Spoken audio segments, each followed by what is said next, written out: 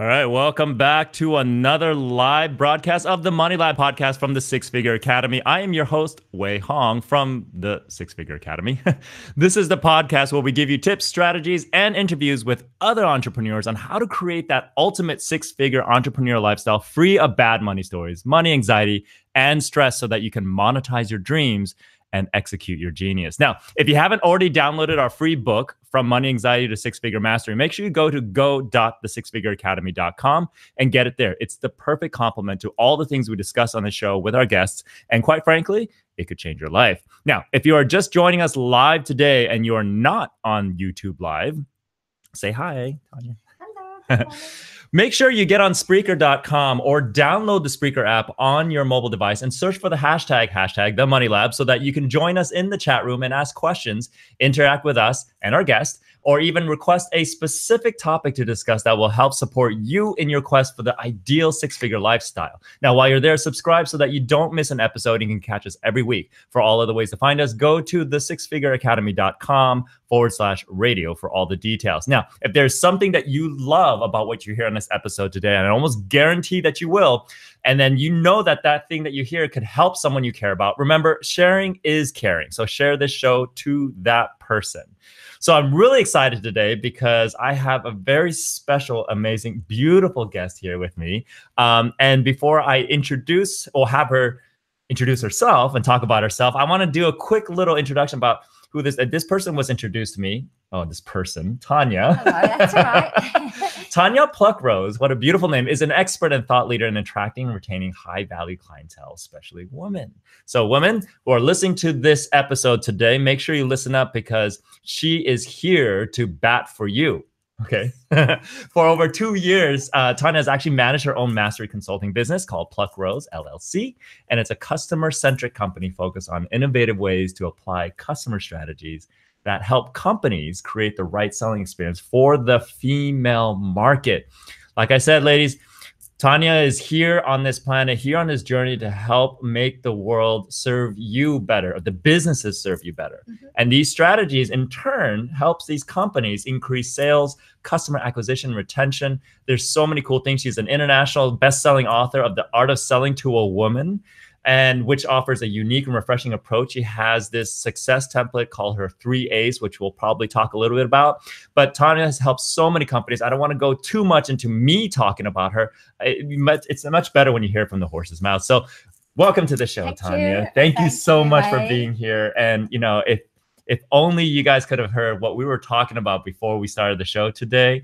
Oh my goodness, so much juicy content. So I'm really excited about what's going to happen over the next hour. So, you know, in your own words, talk a little bit about what it is that you do, just so that our audience out there can get a clear idea of what they can expect from you. Okay, so what I love to do is I love to work with companies who, I guess their sales are down, they've got poor customer service reviews, they maybe have disengaged employees, and because basically a lot of these companies are more often about acquisition than retention, okay? Mm-hmm. They just have not tapped into this unmined gold mine called the female market. Mm-hmm. And often they are going by selling strategies that are designed by men to sell to men, but not women. Right. And I love to work with these companies to show them how to hold on to their clients, increase customer satisfaction, and show them the value of retention by helping them create just the right kind of client experience, a repeatable client experience that keeps clients coming back. And especially women, when you have a woman's, I guess, heartstrings, her loyalty. Yep. Let me tell you, it's 10 times, 100 times more valuable than a man's heartstrings when it comes to buying things. You know, I love what you're talking about, what you specialize, your niche, if you will, because I don't think a lot of men out there realize that the biggest buyers on this planet are actually women.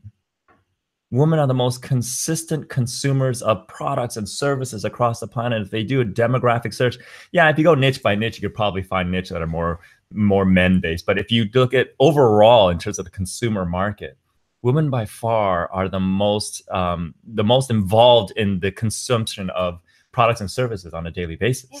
Oh, but there's more. Not only do they make 85% of most purchasing decisions. Wow, 85. But also it is predicted by 2028 that women, sorry fellas, are going to out-earn men, and that already they actually are more educated than men. Is that a function because men can't keep up with the women's spending, so women have to step in? Actually, is that what it is? Actually, women actually outlive men, believe it or not, at this stage. At this stage, but it's been like that since for I don't know how long. I mean, for as long as I can remember. True, but and it's amazing considering that a woman is such a multitasker. She's such a caregiver. She, really is a superwoman. Come on, ladies, you'd agree with me there. That she's a superwoman and does so much to keep it all together. And they say the old saying, behind any successful man is a good woman, right? A good woman who's managing everything. So I'm really trying to stress to companies now, get on board now. Start learning how to hear, see, and value your female clients in an exceptional way with a repeatable client experience, because nowadays the internet has been a game changer. Right. And now women are now doing their research before they get in their car and go and buy. So if they're not received in a warm and welcoming way and treated in an exceptional way, they just go elsewhere. And of course, their global income is increasing year by year. Plus, women over the age of 50 now are, once that last child leaves school, college, their discretionary income goes up by 2.5 times. So they've got money to burn.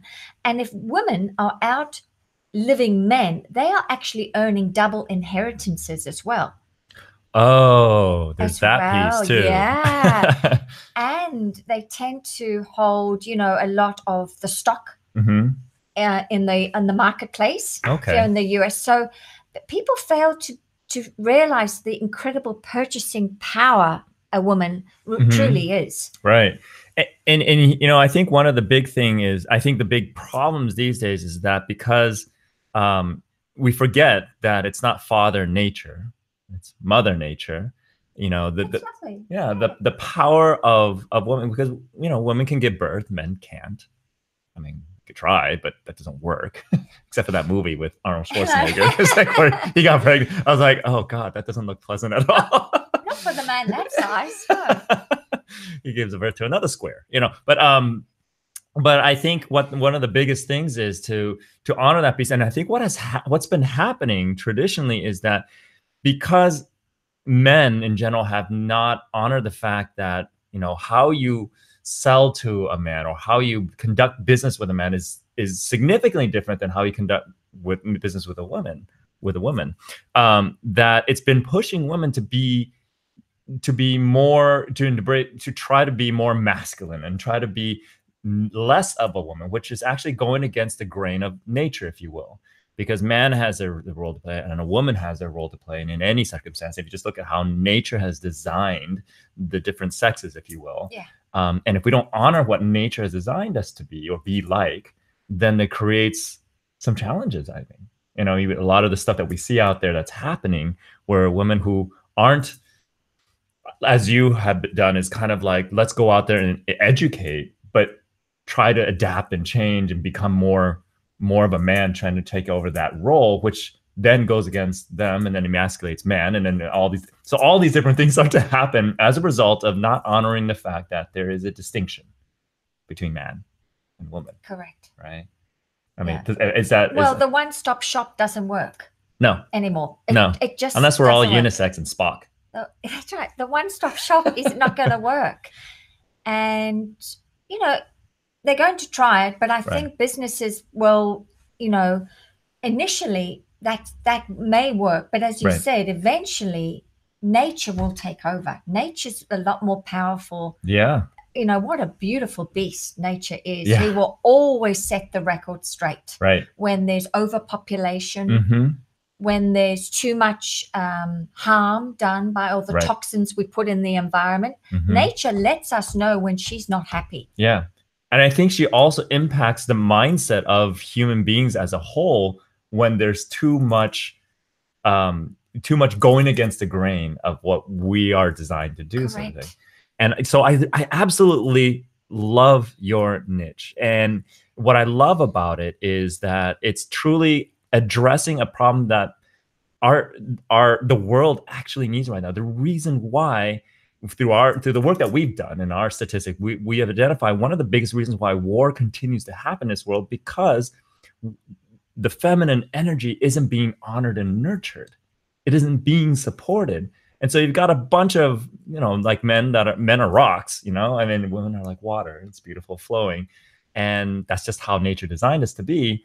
You just got a bunch of rocks that are just crumbling and dying and not being supported because we're not honoring the true nature of women, And so I think your niche is such the next generation of how things should be done, and it represents just like the opening, the first step. Well, what I'm finding is, that's beautifully put. Thank you, Wei. I mean, God, you're so heart-centered and so intuitive and so in touch with the female energy and what the woman needs. And I'm finding now that, unfortunately, with that masculine energy, businesses have to fail before they will succeed. And I'm finding many companies that I try and reach out to and do market research and actually just want to have a conversation to find out about their selling strategies. Do they give specialized training on how the psyche of a female shopper?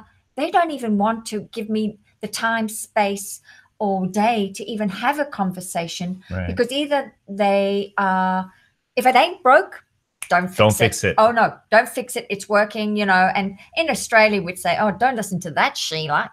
We'd say it in that sort of Australian. Because that's where you're from. Yes, Australia. Oh, don't listen to her. That's Sheila. She wouldn't know what she's talking about. But what I'm finding is that the world is there's a minute amount of companies that are very open to it, and some that are going, not yet, not right. If it ain't broke, not going to fix it. So it's been interesting with the market research, actually. Yeah. And I think the biggest challenge for someone who is so on the seeing what is about to come and what is about to happen on a global scale when it comes to commerce, and we're seeing more of it because of social media and the technology, is that, there is a fear of, okay, well, what if we take that cutting edge shift and change?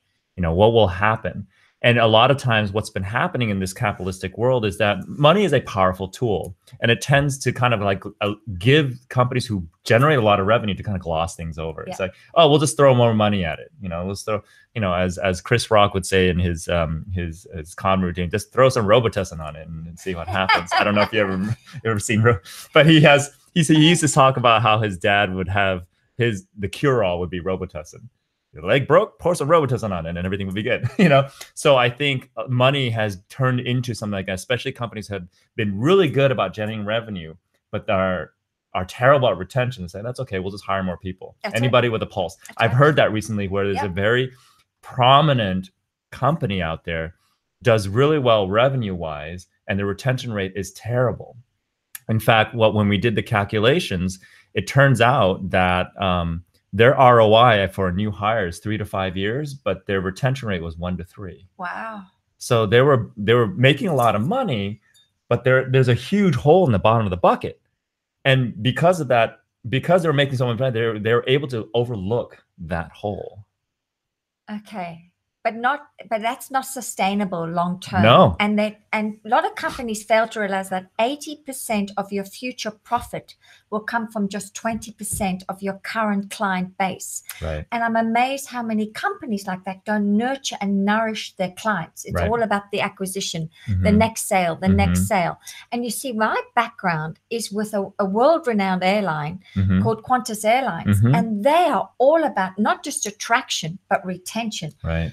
They have this incredible loyalty program, frequent flyer program, that really values their clients in an exceptional way. And the higher you go, the more flying you do, the more they value you, because they realize that you're the backbone to our organization. Right. The airline, the Qantas Airlines is very different to the airlines within America. And that's what I love working for this company, that it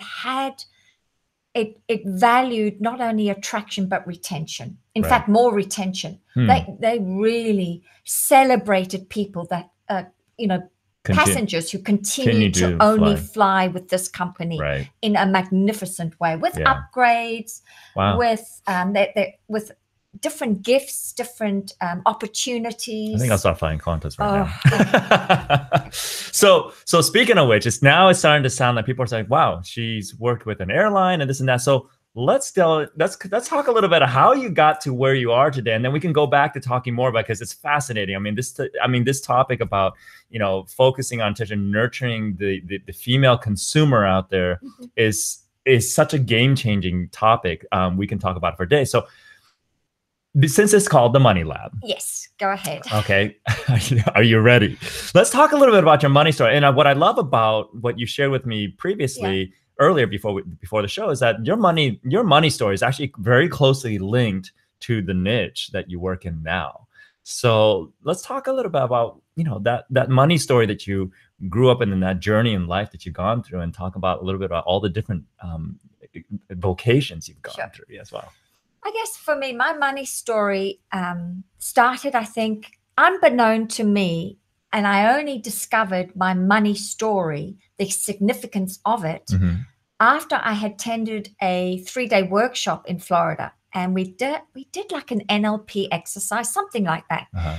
And I suddenly dawned on me, the book, the why I wrote it was all to do with my own money story, which was to be heard, seen, and valued. I wrote the book as a part of a healing for myself, because growing up in South Africa, I've traveled the world quite a bit, and growing up, my dad was the worker, my mum stayed at home and looked after the 4 kids. And, I'm a 60s child. My mum was part of the 60s. And as you know, housewives were meant to just be at home, to be, I guess, celebrate the breadwinner in such a magnificent way, put him on a pedestal, and basically give him the biggest piece of chicken at dinner. Not only that, he got the Pope's nose from the chicken. Oh, okay. Pope's nose was always the big favorite thing. He got the best lamb chops, those sort of things. Right. He was celebrated as the king. And we were, particularly being a woman, were nothing. And really, and I think growing up in that sort of environment, especially being a woman, that we were not heard, seen, and valued. And I have a twin sister, and I also have a younger sister, yet it was my brother that was celebrated, the third child, celebrated in such a magnificent way, being the son. Laddie, my dad used to call him Laddie. Well, that sounds like an Asian culture. I'm confused now. I thought it was just me. No. So after that, growing up in that, and my dad always had, he was the breadwinner. He controlled the money, and so money was always feared. It was either we had plenty or we had very little, because my dad would spend it big time, but he was allowed to spend it big time because he was the breadwinner. So my mum always was the one trying to save, trying to keep it all together. Oh, that's such an interesting. And so we went through the cycle all the time. And then, of course, I think came out of this was that I worked for this company. And then I came here and I wanted to be an entrepreneur and do my own business. And this idea came through my own poor buying experience, where I bought a lovely car from a local dealership around here. And for 3 weeks, I didn't have a great experience, because every time we went to this dealership, the agent was a sales agent. And by the way, women take a long time to make up their mind when purchasing a car. If it's a high ticket item and they've got a money story attached to it, because so there's that, and they're not being treated in a lovely way. So I rock up to this dealership, and you would think I spoke a second language, because every time my husband had told this woman from the beginning, the car's for my wife. I'm buying the car for her. It's a gift for her. And she conducted the sale all the way through for 3 weeks to my husband. And I kept saying, this doesn't feel right. What's going on? This doesn't feel right.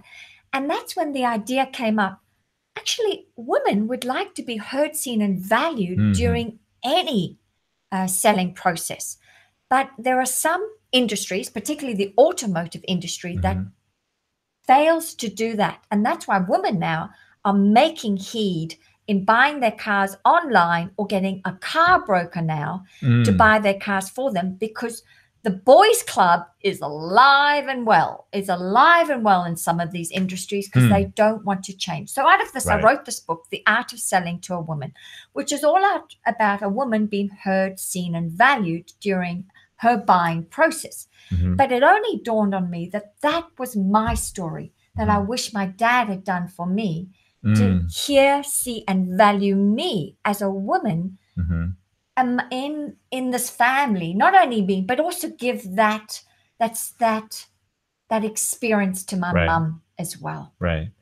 And so it's interesting because as you're talking about this, so I'm thinking about all the different times we went as a family to buy a car, and my dad would literally leave the room with the salesperson and my mom so that she can have the conversation. One, she is a big haggler, so he couldn't stand it. It just rubbed him the wrong way, just haggling. So he would just leave. So she was the one, and where she's descended from is she's part of this kind of more of a farming culture where the woman actually played a large role in daily living. And so he would actually leave the room, and she would sit there and negotiate the rest of the time. He would just come in and sign the papers, but so they had no choice but to talk to her. And with her broken English, I felt bad for the salespeople because she just was so stubborn and headstrong. No, I want this and stuff like that. So, yeah, I wonder what would have happened if your husband said, "This is for my wife," and he left the conversation. Well, who knows? I think, but some sales, some industries are unconscious. And even Microsoft, I've bought a computer from Microsoft, and I went in with my husband. I'd written the book by this stage. I went in, and the young agent, unconsciously, my husband said, "It's for my wife. She needs a new computer." He started conducting the sale towards him. And my husband said, no, you haven't heard me. It's for my wife. And in the end, he did walk away. So this guy had no choice but to sell the computer to me. Right. But I kept guiding him in how I wanted the experience to be. I kept saying, now, why don't we sit down and I'll tell you exactly what I don't like about Apple right now. Right. Where are my pain points and why I want this? And listen carefully, effectively listening. I gave him all the insights from my book, because it dawned on me again, the training programs you go through are all designed by men for men. It's not designed to sell to a woman and what a woman needs. And I truly believe that a lot of salespeople, particularly men, could ditch your sales pitch. Get rid of it, because a woman doesn't want to pitch. She doesn't want to pitch. I almost, and it just hit me right now that something is really cool that's coming from this is that I almost feel like it's not just the fact that you don't know how to sell to women, because even in men, I think it's the feminine side of men that ultimately make decision to buy. So if I think you're right. Yes. Because if it's an emotional decision anyway, right? It's a natural decision to buy. So, this is really cool, because I think we hit on something that's even cooler about what you're doing here is say the gateway piece is I sell to women, right? But there's a woman in all of us. And every single one of us. And ultimately, here's the thing is, I think what you're talking about is an epidemic in terms of not paying attention to the buyer's needs in general. If you've got a guy telling you that don't talk to me, talk to her, or don't talk to me, talk to him even, you know, because I've seen it happen where a father would go in with their son, Yep. and it's a son's computer, and the salesperson is still talking to the man, the father. Yeah. Yeah. And so I think what you're about to open up is the awareness that, yeah, it's easiest to kind of, it's easy to develop, to understand, okay, great, I have a woman in front of me, then I'll sell to that woman. But what you're learning to develop as a skill is selling to the feminine energy, which ultimately is the main buyer in any circumstance. Correct. The main decision maker. Logic doesn't buy. Logic doesn't close. It's the emotional piece that, you know, they always say that, you know, when I used to do my Art of Selling Without Selling classes or workshops, I always say, when someone meets you, the first 20 seconds to 2 minutes, they've already made a decision on whether or not they want to buy from you. The logic piece then comes in to say, does it make sense for me to buy them in this person? But they've already made that decision. That woman's intuition that is present in all of us, because, you know, we have both sides before, you know, when we're first born, or even in the first trimester, something like that. Second trimester. I don't know. I never had a baby. I wish. Yeah, me neither.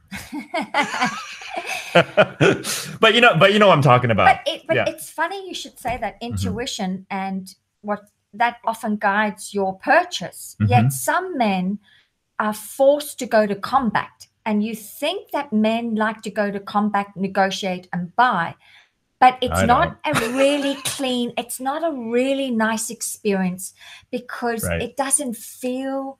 Doesn't feel good. It doesn't feel good. I just think what happens when things clash, you know, it's like, imagine going, and it's such hard work. Yeah. To try and get your needs met. Like, wouldn't it be refreshing? Wouldn't it be just to do a sale in such an organic, authentic, and then you have energy way to use what you just bought afterwards, as opposed to say, I need a vacation from my sales experience, so I can't use my product just yet that I just bought because I'm so exhausted. Often people come home, and that's why often, there's your dad for an example. Your mum knew she'd have to go to battle to get her needs, wants, and desires met. And he automatically was like, oh, this is going to be. And I bet your mum was exhausted because she was on a mission to make it all happen. Right. You know, and that's why, you know, I like places like that have that rule that this price is what it is. Like CarMax, I think they do that. Yeah. You go there and the price is what it is. We just make sure we find a car that you're happy with, and we'll bring it in, whatever the case may be. And a lot of people say, well, it's so much more expensive at CarMax, but they keep opening up locations. They do better and better. Why? Because people are burnt out.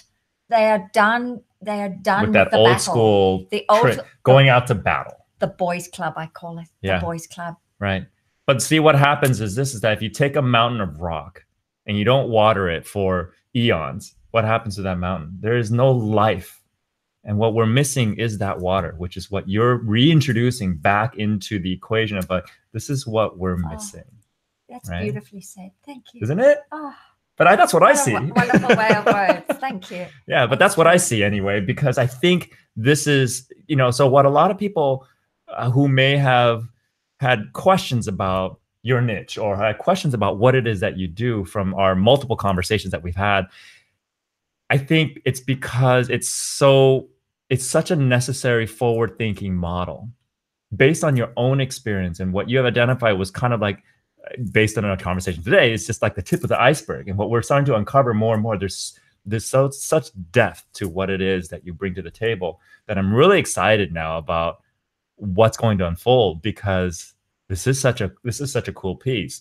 And like most people who are entrepreneurs, they realize that their niche is just a gateway piece, because there's so much more that you end up doing for the client, right? Yeah. So someone comes in and they say, yeah, I want to honor our female audience, or the more feminine energy of our audience. Great. What do we do? How do we engage this? You know, and so let's talk a little bit about your process, so that, you know, so that people can understand how you take someone who is like, say, great, I love what it is. How does this work with me? Okay. my business. So let's say, for example, a real estate agent. So I've worked with a couple of agents, and I've sat down with them and asked them, well, what sort of customer service experience do you offer your clients? And when you're selling their home, you've got them for a 6-week period or whatever. Before, I mean, in or this, longer, maybe less in this market, right? In this market, but like 2 years ago, it's like, oh my God, it's so long. It takes forever. So long. But what are you doing to thank your client and celebrate your client? The customer journey. What do you do during it? And they said, well, I organize all the paperwork. I do the open house. So manly. So it's all the basics, but Right. there's nothing about, then I say, well, how do you anticipate the unexpressed needs of your clients? And the big question mark, like, what does that mean? But this is what I love about when I work with Qantas. We were empowered all the time to surprise and delight your clients. Oh, I love that. Surprise and delight your can clients. on board to make those passengers, especially the not so frequent flyers, you want them to stay with Qantas for a lifetime. So especially, I used to love the kids, the little people, and they're going to Disneyland. Oh, I used to love surprising and delighting them. It may be a flight deck visit at the end once we've landed, or it could be in flight. Sometimes there's some crew, oh my God, they were so gifted. They could whip up a cake. Someone's birthday would be on board, a little kid's birthday, or even an adult's birthday, and they'd make up a quick cake by putting a couple of desserts together. Someone would have candles, would go out and say happy birthday. Or I remember even Christmas time, leaving London on a 747. It was Christmas Day, and the aircraft was packed with all the Brits going to Bangkok to get a ton. They wanted to get color. Because it was so cold in winter. Right. So they're going to Bangkok to get color, to get a suntan. And the captain, I remember, said, leave it to me. So we were all entrusted to dress up, and someone put on Santa outfits. And the captain actually made the aircraft drop by a few, like a big drop. And then he went, ho, ho, ho, ho, ho, ho, Santa's arrived, everyone. Santa's just come into the door of the aircraft. And that was what we were empowered to do, surprise and delight our clients. It's surprise and delight the passengers, which are the kids who honestly thought Santa had arrived. And so this is what I love to say a real estate agent, well, what are you doing? So then they say, well, I do A, B, and C. I said, yeah, but that's what everyone does. What are you doing differently? And they went, well, I said, well, how do you thank your clients? Well, at the end of the 6 weeks, I usually buy them a gift. It may be insurance for half a year. I said, what about the customer journey throughout? Every Saturday, that poor mum has to pack up her 3 kids, clean the house for 4 Saturdays in a row while you do a open house inspection. Why aren't you making her life easy? Are you sending her to brunch? Are you sending her to the local hotel for a spa day? Are you sending her kids? Hiring a housekeeper for a day to come in and just kind of. Correct. Oh, that's it. That's even. I love that. Right? It's little things like that during the journey that makes you stand out for the rest. That is what I call an exceptional client experience. And that's what I love working with companies, to show them how to anticipate the unexpressed needs of their clients. The Ritz-Carlton does a great job about it. Some hotels have caught up to it, but I truly believe there's no one in the industry like me who's working with businesses to show them how to go above and beyond. Well, it's a lost art. I mean, when you're talking about these things, I was like, where has that gone? Because I remember, growing up, that you see smatterings of this throughout different service providers. And I think the level of attention and patience that the world has now had because of technology, or whatever the case may be, is gone. So they think, okay, we can get away with not doing that. We can get away with not adapting and adhering to that need, that human need for social support, or just kind of having, like you're saying, the experience. And I don't think people realize the ripple effects of not doing that versus doing that, and what that does to the sustainability and longevity of your business.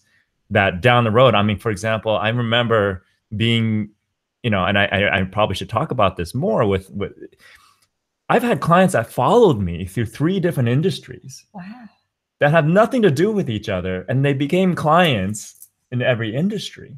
And so, I think that is kind of in support of what you're saying. It's like, it's the experience that they have, because, whatever it is that you do, if they can have a better experience of it, right, then that makes all the difference in the world.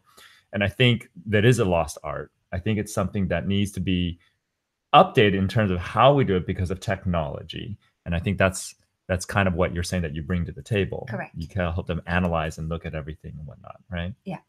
So cool. So if someone walks in and says, hey, Tanya, I need this for my company. My company needs this update on how we create the customer experience. We need to engage with our primary consumers, which we thought were men, but we look at our stats and we find out it's mostly women, which a lot of companies are now finding. How do we make sure that we support that audience? What would you do? You would go in and just have I think I'd have to analyze. That's what I love about my template. My template is the 3 A's, which is appearance, approach, and accountability.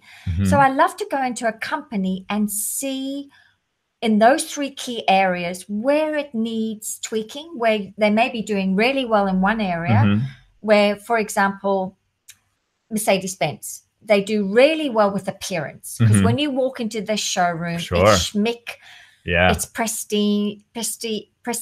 The cars, the showroom's beautiful. It's all laid up beautifully. Even BMW down the road has got a beautiful coffee shop area to sit down while they wash your car. So they do really well in one area.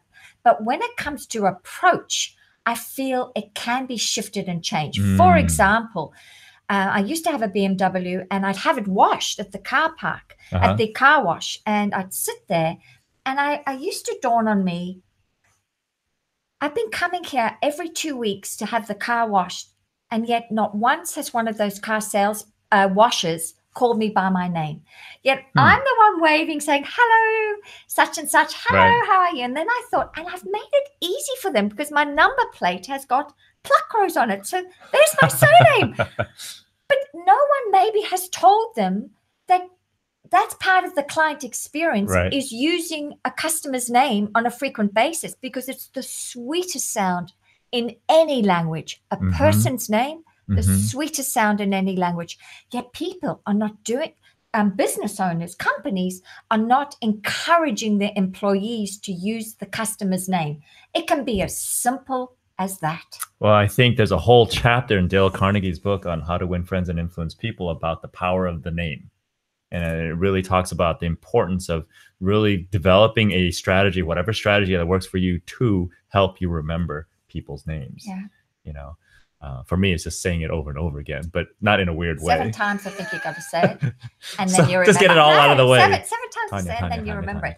Then you remember it. But Qantas was very much into that, and that's what I love, coming into companies and sharing my wisdom of experience from this, well-renowned airline that is up there with the likes of Emirates, Cathay Pacific, Singapore Airlines. All great airlines. All great airlines that really, continually reinvest in the customer service experience year in, year out, to be cutting edge, to stay ahead of the game, because the airline industry is so incredibly competitive. Right. And it's not just about making money, because there are airlines out there that make more money from a profit standpoint than these other.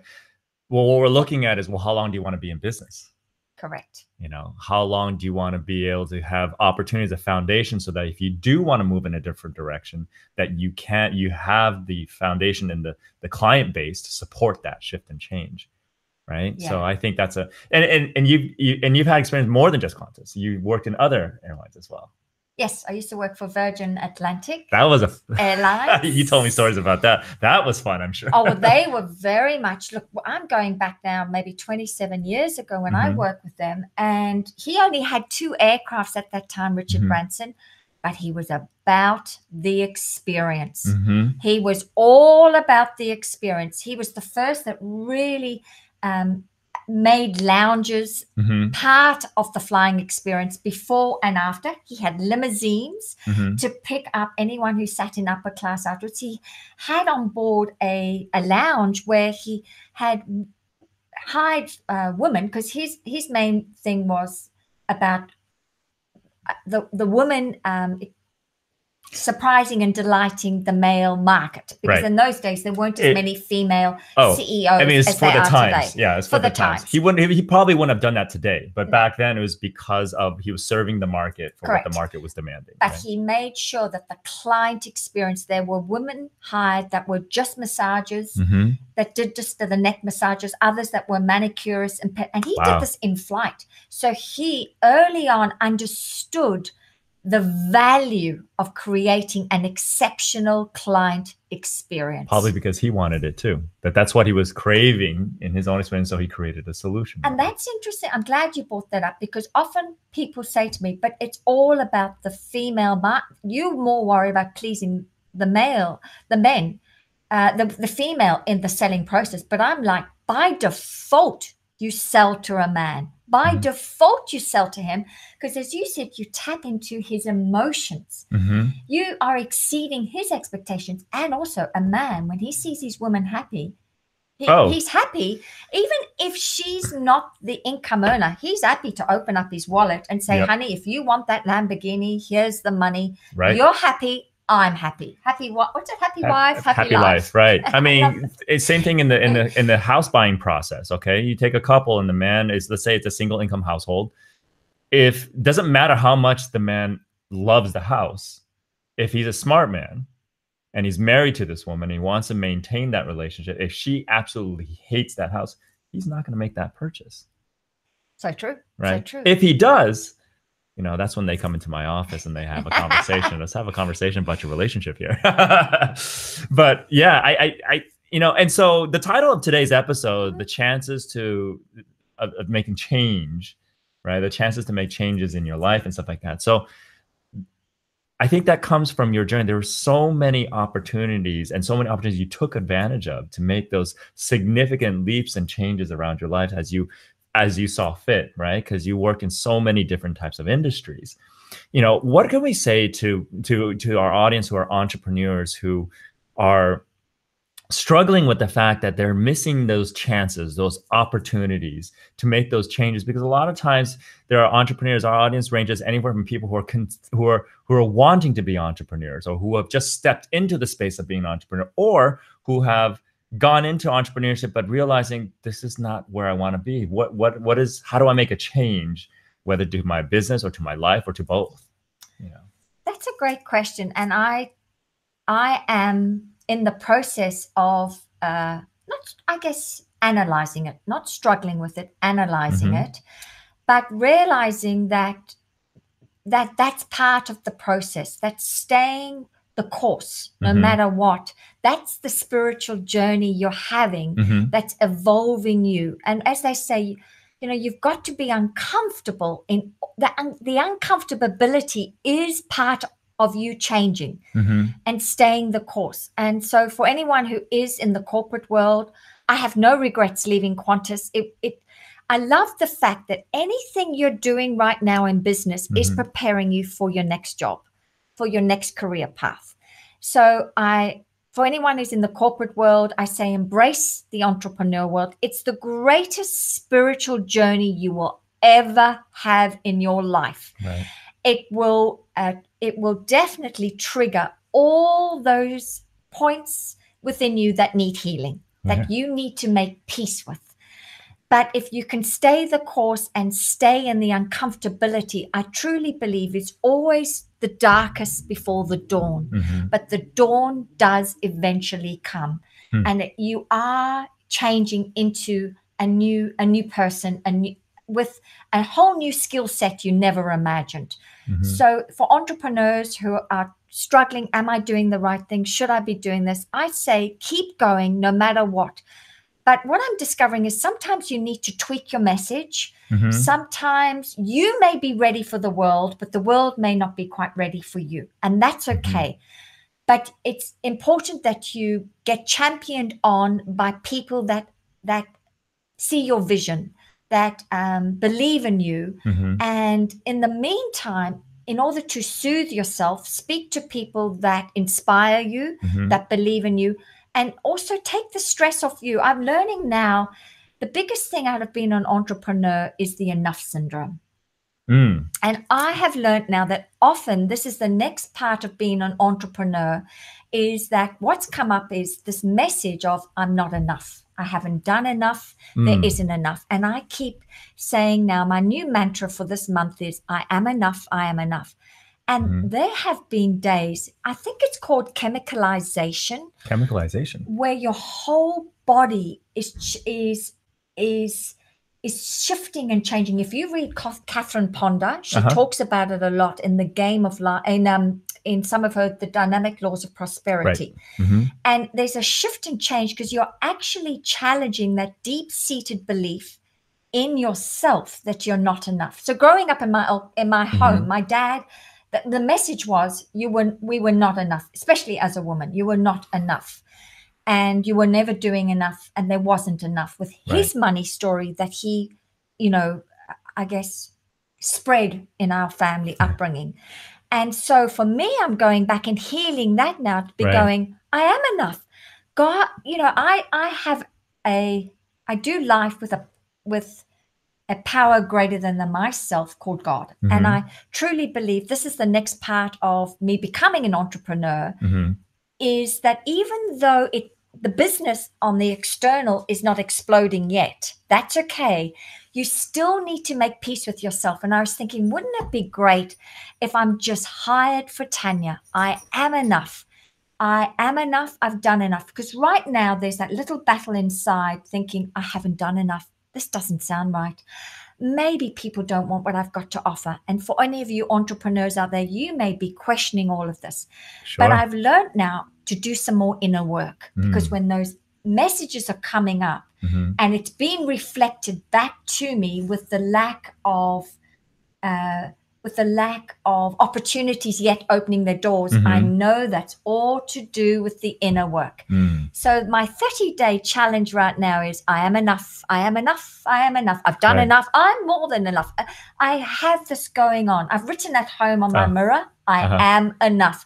I continually say this, and there have been days where I have felt pretty lousy going, I feel icky. What's going on? And then I've realized, this is good, Tanya. This is a deep-seated belief. You need to shift right now. Right. And the moment you break the spell that you're not enough, I truly believe my external world will reflect that. Yeah. I love what you're saying there, because I think that is one of the biggest challenges in prosperous living and in both life and in business, is the fact that we've bought into this belief system that until we achieve certain markers of what it means to be enough by someone else's standard, that then we are enough. But the fact is, we were born with everything that we needed to achieve anything that we wanted in this lifetime. And at any given interval in life that we're in, we're enough. It's just a matter of how are you optimizing your enoughness, if you will. Yeah. How are you optimizing what you have in there instead of going up? Because it's kind of like, back when I was Fast and Furious and I was fixing up cars and optimizing cars, if you will. I really wasn't optimizing cars at one point. I was adding things on to the cars. I was going out to stores and going out to build on to what was already there, instead of first looking at, well, what do I have in there? What kind of energy how do I optimize what I have there first? And if I do that, do I really need all this extra stuff to achieve my goal? And I think what the powerful thing that you're going to be going through this next 30 days is really cool, because I think it will, like for most entrepreneurs out there, if you can simply embrace that where you are right now is enough, it will actually open the doors to opportunities you've never known were there. I agree, because it's when it's in the softening, it's in the letting the resistance go, that divine intervention can come in and do what it can do for you. A power can do for you greater than what you can do for yourself. And often your business can be bigger and more magnificent than you ever imagined. This is another thing I've discovered. Stop thinking it needs to look this way. Try and be open to something even more divine than you could ever imagine. If you relax a little now and go, you've done the footwork, Tanya, you've done plenty. just relax now and let the universe take over and do some of their stuff for you that you haven't done for yourself, that you can't do for yourself because you're blocked. Right. I mean, and for those of us who have mentors and coaches and people that we surround ourselves and found ourselves become almost over reliant on these people, we have to remind ourselves they're human too. And as such, they have their own lens of life, their own experiences and their own perspectives. Even from us, if you're listening to us and say, oh yeah, we should totally go with what they're saying, it says, great. There are moments where you have to calibrate down and say, okay, I take everything and put it in front of me. As long as I say I'm enough, what do I take that works for me? What do I take that doesn't work for me? And just because, we've demonstrated some level of success in our lives doesn't mean it's the exact same way that you would do it. And so that's why, I think you do the same thing too, is that, we have our process, but it's really more about uncovering your unique process, your own way of making it happen.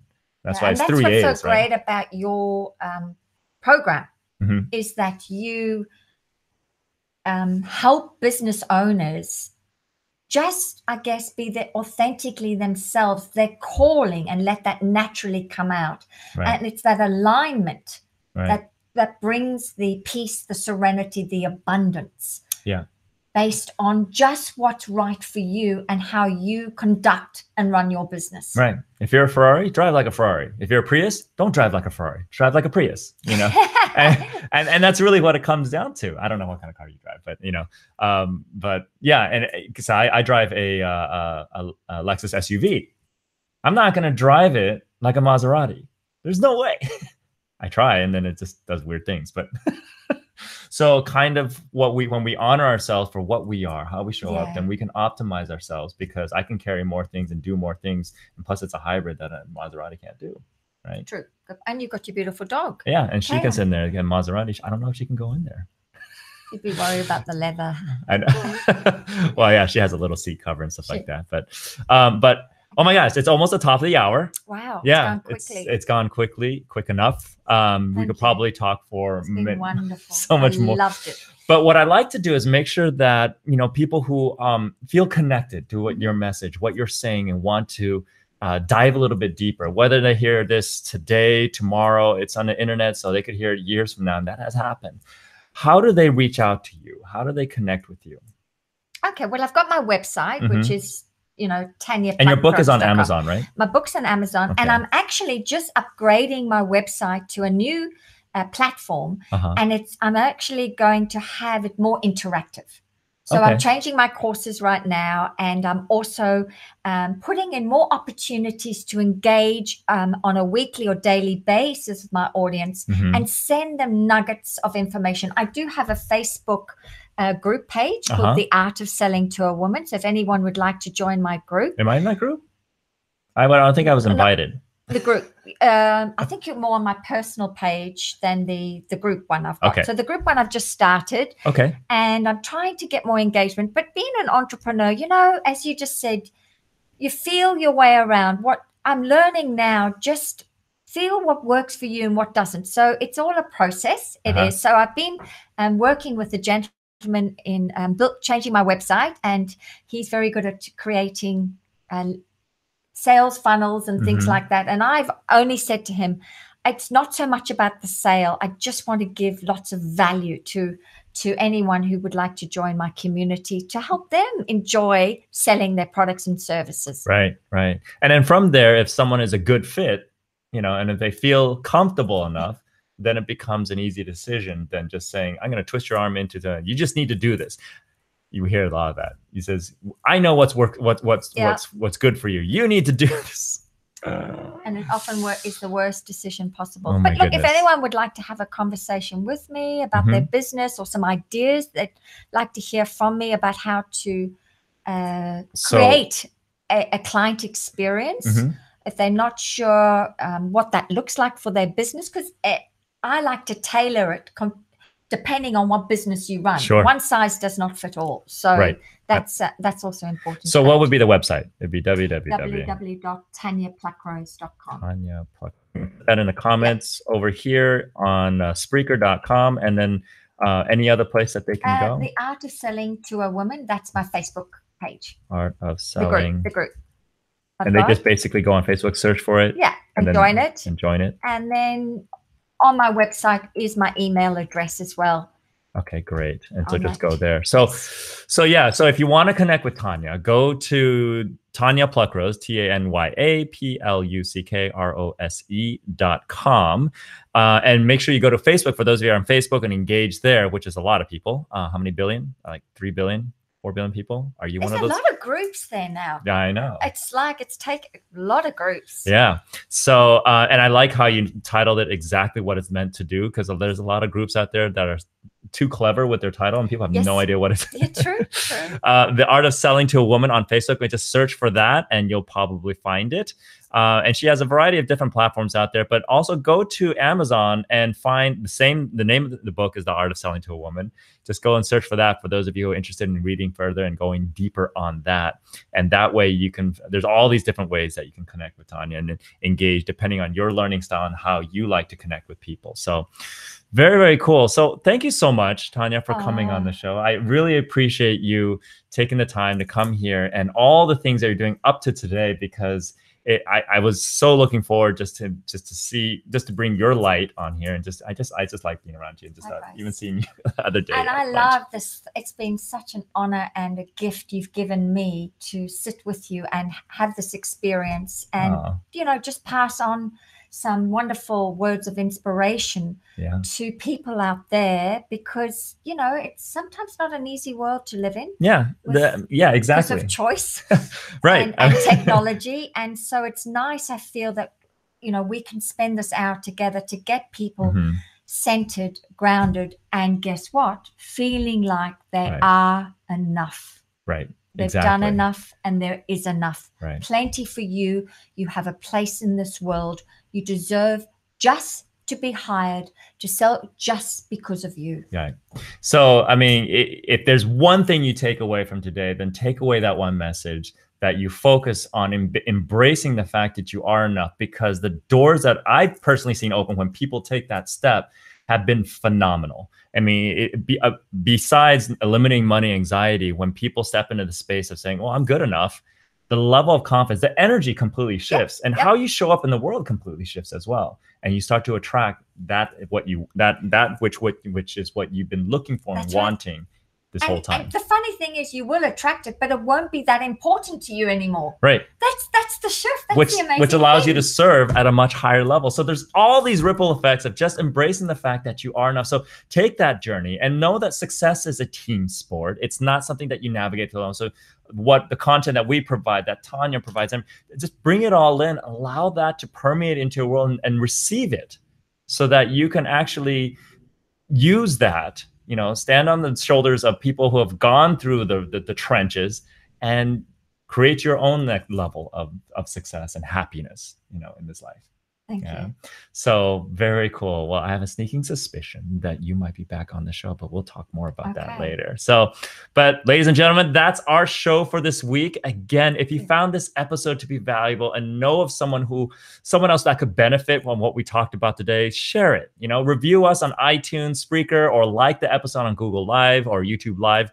And did you know that we even have a Facebook group called The Money Lab? Join us there to dive even deeper into bad money story elimination strategies, or just to talk about the shows that we've been broadcasting. So with that being said, let's go ahead and wrap, because that's a wrap, and take this week to apply the knowledge from today. Have an amazing, phenomenal week. We'll catch you next week on the Money Lab Live podcast, where we will have a special guest that is to be announced. So watch for that. This is Wei and Tanya from the Six Figure Academy signing off.